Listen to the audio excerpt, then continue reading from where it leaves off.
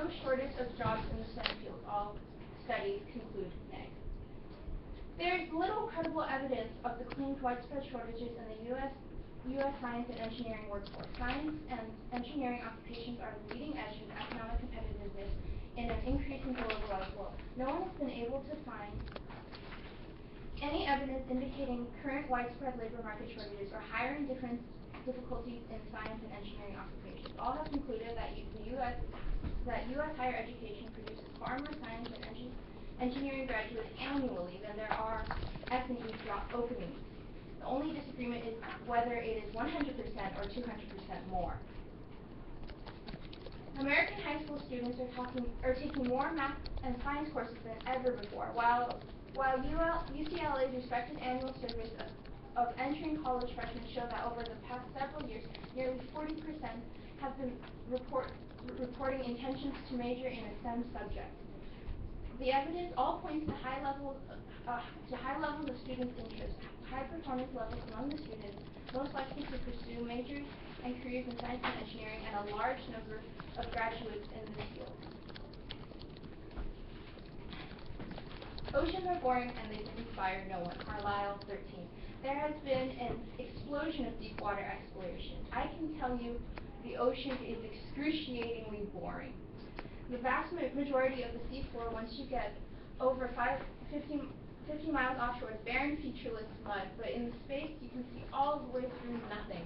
The goals of space exploration are visible from Earth, so we can dream and imagine into reaching the heavens, but in deep oceans, visibility is less than 100 feet, and travel speed is measured in single-digit knots. The oceans are vast, boring, and expensive to explore. However, there is actually a lot of scientific exploration going on in the ocean. However, deep sea creatures rarely survive the trip to the surface, so our ability to understand these animals is very limited, and their only connection to the surface biosphere is through a few food chain connections. We're fundamentally quite disconnected from deep ocean life. There is no hope of ever establishing human habitation more than 1,000 feet deep. The pressures are too great, and no engineering or materials conceivable today would allow us to build livable sized space on the deep sea floor. We don't spend more money exploring the ocean because it's expensive, difficult, and uninspiring. Marine science. Every single eco-apocalypse has been exaggerated. There will only be 1 to 2 degrees of warming. Positive feedbacks are minimal. Humans can't adapt. None of our threatened eco-apocalypses have played out as predicted. The middle ground possibilities are too frequently excluded from consideration. The net positive feedback from water vapor in the atmosphere is too slow. We only face 1 to 2 degrees Celsius of warming in this century. Adaptation to gradual change may be less ecologically damaging than a rapid. That's time. Cross X.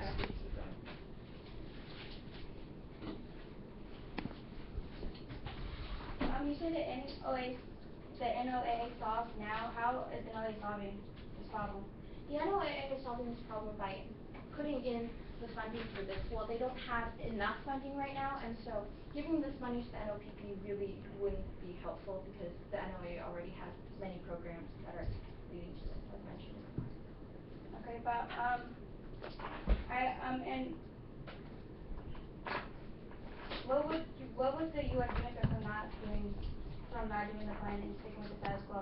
Money and political actions and public are simply not backing what the plan is offering, and so in that, even if you do it, no one even really wants it.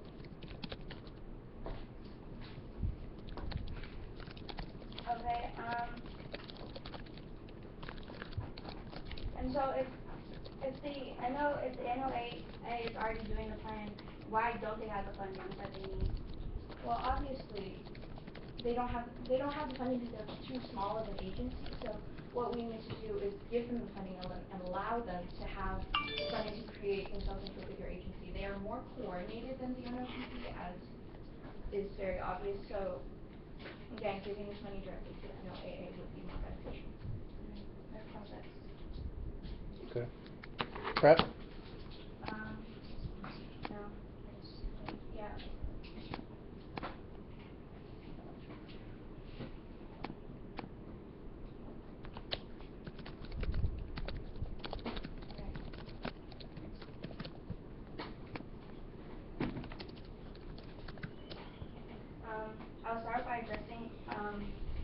my opponent's points. First off, new funding is vital to effective exploration, NRC 3. The NOAA does not have the wherewithal to undertake the interdisciplinary global ocean exploration program proposed in this report. Significantly higher allegations are needed to support a more comprehensive program. The budget of NOAA's Office of Ocean Exploration is indecisive of current limitations on the U.S. exploration. Physical limitations have constrained the NOAA's ability to carry out a comprehensive exploration program. Critical elements such as the following have been compromised by a lack of money. Data management is not funded, so the oceanographic research community has little access to information. Only limited technology development is funded. The scientific community does not see the program as a significant resource of funding for sustained exploration programs. The NOAA effort is not large enough to generate significant discoveries in the ocean sciences, nor is likely to advance the new technologies that could initiate commercial opportunities. The NOAA exploration program has received many proposals that it was unable to fund. And ocean exploration is popular with the public. Terms all of their midterm election warrants. Havar 14. And like it or not, overfishing, pollution, coastal sprawl, and climate change have created an ongoing disaster in our public seas. Progress towards a major reorganization of how and benefit from our ocean community continues to advance with all of the deliberate speed of sea here. America's seas continue to be poorly managed by 24 different federal agencies taking a piecemeal approach to their oversight. Activists gathered there were thrilled to hear the new White House Council on Environmental Quality Chair, Nancy Sully, announced plans for a new national ocean policy initiated by the Obama administration. Oceans were able to mobilize thousands of people, and 80% of public comments favored moving forward. With a policy of ecosystem-based regional planning for ocean uses, President Obama finally signed the National Ocean Policy as the administration's directive.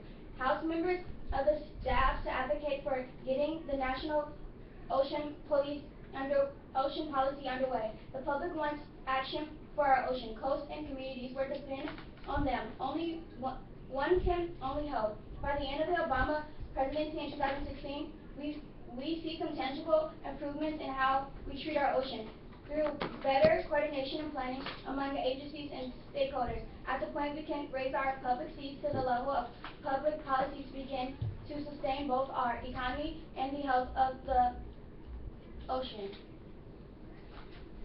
And serious lack of STEM talent now. How 14. The pipeline of STEM talent continues to lag even as the need for tech professionals continues to soar. After a long period of flat to down indicators, more upward movement. But even with those numbers, a proportion of total degrees granted, they still hover close to the same levels that existed in 2000. The education pipeline to fill the current and future jobs that will require STEM skills still isn't producing enough talent. Lack of progress is attracting women and minorities to STEM pursuits is troubling. There is serious shortage of STEM graduates coming. The pre-13 STEM fields go unfilled for lack of qualified workers, with 45% of employers anticipating difficulties over the next 3 years, according to the National STEM Century. Finished 25th in math and 17th in science, compared to 31 other countries. That's time. Okay, so you said that the NOPP needs money, and the NOAA is not large enough to do this, is to do the things that they cannot fund. So how is giving money to the NOPP going to solve what the NOAA already has ideas for? Because the NOAA will do it on a bigger scale than the NOPP would. Mixed up. I think he means the NOPP. Okay. So, okay, well, but again, the NOAA already has ideas for this. If you give them the correct amount of funding, wouldn't they be able to move forward and go on to larger scales and have bigger impacts? No, because the part I read said that all the things I've discovered now is too small and it's too small to scale. How can you guarantee that what the NOPP will do is not going to be the same size as the NOAA? Because if they're gonna have the funds to do it, and they're focusing on this plan. Okay, well, moving on to public seats. So you're saying that it's very poorly managed and that you know, people, that Americans want this to go through and they want this. But according to your card, it says that there's scientists and policymakers who want it, but you really said nothing about the public wanting this. Is that a question? I'm asking how you feel about that. How I feel about what? How do you feel about the fact that none of the public seems to want it? The public does want it. In the card that I read, it says that they do. Where specifically? Um,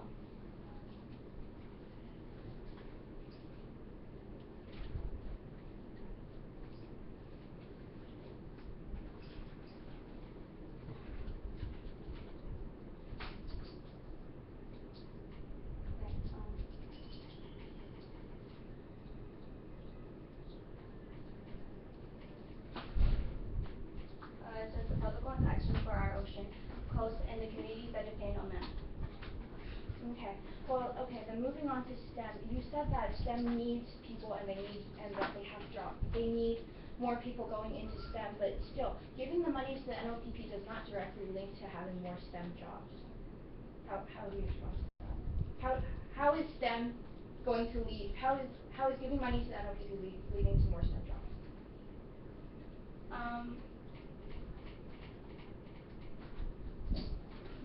Obviously, because if you were to give more money to the NOPP, I mean, they would need to hire more people to fill out the time. Yes, but you don't. But if there's not enough, you're saying that there's not enough STEM jobs, or are you saying that there's not enough people going into STEM jobs? There's not enough STEM jobs now. So there's enough people going into STEM jobs, and you believe that all of them are interested in the ocean. Yes. Where's your evidence for that? Evidence for what? Well, people wanting to go into the ocean and wanting to learn about the ocean. Oh, and one of my cards said that women and minorities would like to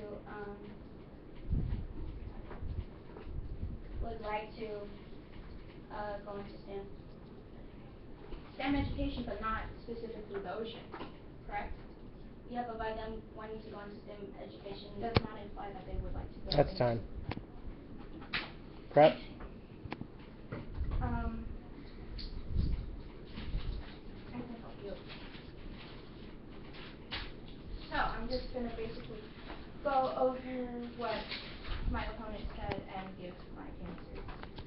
So going over, both the people and the government are not as interested in the ocean exploration as it seems. In my opponent's argument, she used a number of different cards to show that people want the government to invest in ocean exploration. However, in her card, planned popular political support for ocean research. She named scientists, policymakers, as people who are pushing for ocean exploration. Then, in the ocean exploration is popular with the public, turns all of her midterm election warrants, Halvard 14. The words House members and staff are named. However, empirically, public demand boosts congressional support for the plan reports, Halvard 14.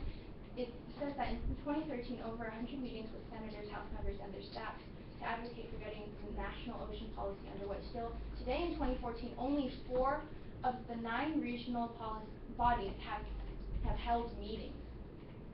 That doesn't sound like people in the government really do want this policy to go through and they want this to pass. Finally, in statistics, the public shows full support for ocean exploration on Lead 10. It says that 61% of the people asked answered that scientists and citizens disagreed on the problems facing the ocean.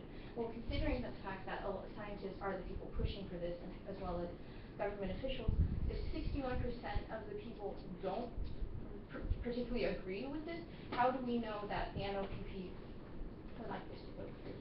So once again, in my opponent's own cards, the evidence shows that the lack of interest is both within the government and the public having interest in ocean exploration.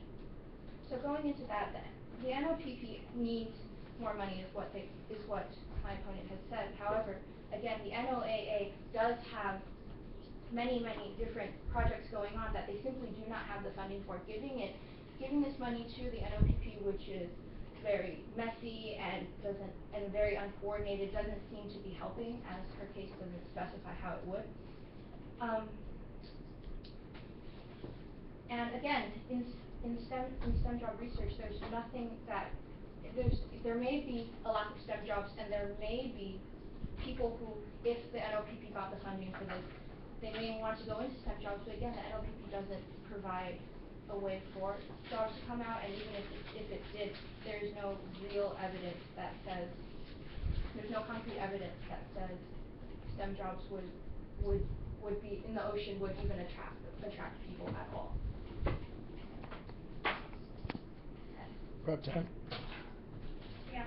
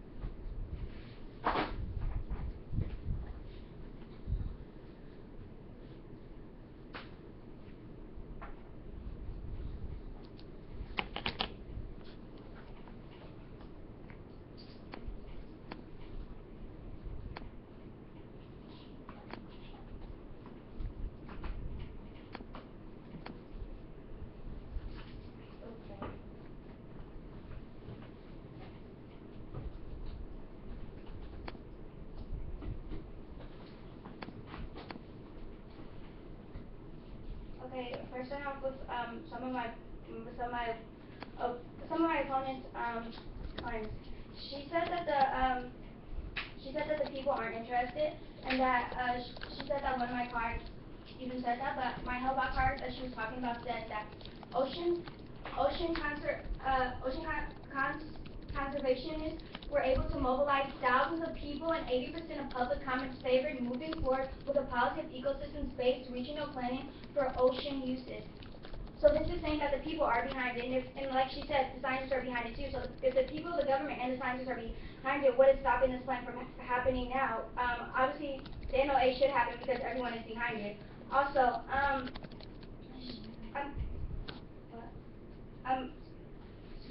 the NOPP part.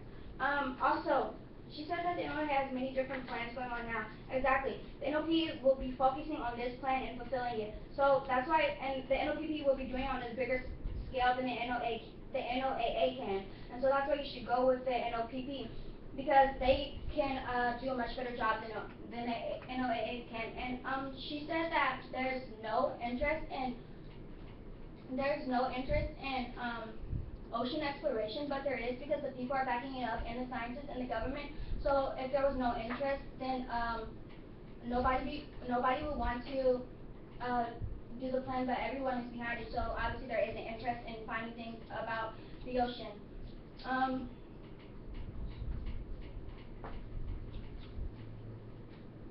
Also, she said that no one wants to go into STEM, but obviously there are, like in the cards that I read before, there are people who are ready to go into STEM and to be educated on STEM and to work jobs and to have jobs in STEM. So there's a big interest, and the people do want to pursue it.